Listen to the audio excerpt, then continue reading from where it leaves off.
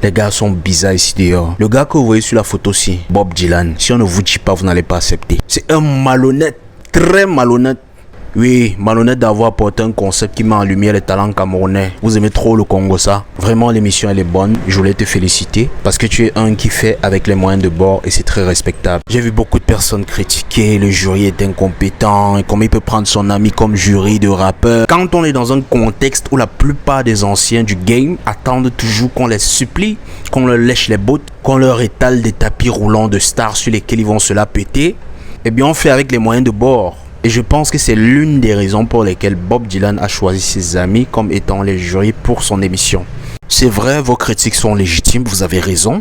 Mais si les anciens ne veulent pas aider les nouveaux, on fait comment?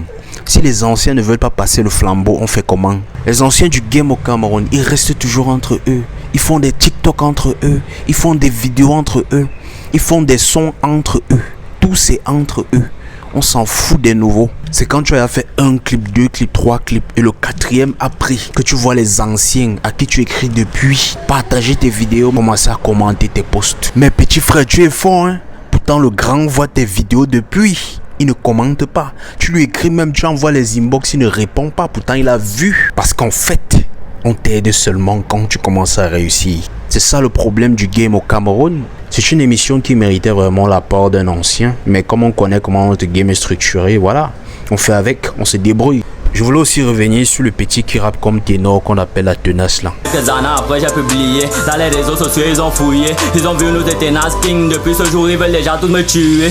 Voilà ça a commencé, le vent a déjà commencé, venir interpréter, on n'a pas eu le temps de s'apprêter, venir micro ça paniqué, commençons d'improviser le rap quand même doit être très bien valorisé. Bob Dylan a organisé les petits frères négligés, mais ils ont mal quand ils nous voient très bien. Le jour on a pris qu'au de risque pour pouvoir y arriver, je suis le king bro, on n'est pas qu'un ici là pour s'entretuer. Bob Dylan a content que nous on va remercier, de nous avoir donné la chance de s'exprimer. On est écrit des têtes tous les jours, avec tous les jours, personne à côté pour venir nous apprécier. Tout ça passe sur le rap, mais ah oui, c'est vrai. Le petit, il a juste besoin d'encadrement. Il a juste besoin de quelqu'un qui va lui donner sa propre identité. C'est un petit qui a vraiment beaucoup de potentiel. En tout cas, plus que la plupart des gens que j'ai vus là-bas. Mais c'est aussi bien qu'il y ait des gens qui ressemblent à des ténors, à des Stanley, à des Jovi. Parce qu'on a passé le temps à copier les Américains, les Français, les Booba, les Lil Wayne. Maintenant, il faut qu'on se copie entre nous. C'est une très très bonne chose. Donc, félicitations Bob Dylan et toute la clique qui a monté l'émission. C'est vraiment un travail très bien fait.